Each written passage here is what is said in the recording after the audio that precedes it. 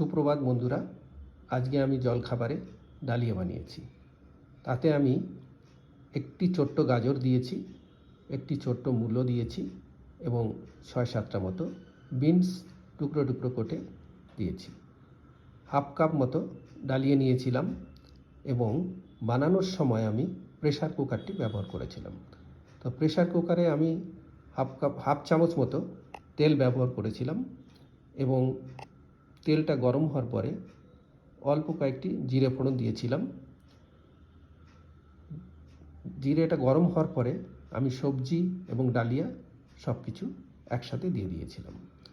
ছোট্ট একটি কাঁচা লঙ্কা তাতে টুকরো টুকরো করে দিয়েছিলাম, যাতে ঝালটা যাতে বেশি না হয়। এরপরে আমি 1.5 কাপ মতো জল দিয়েছিলাম।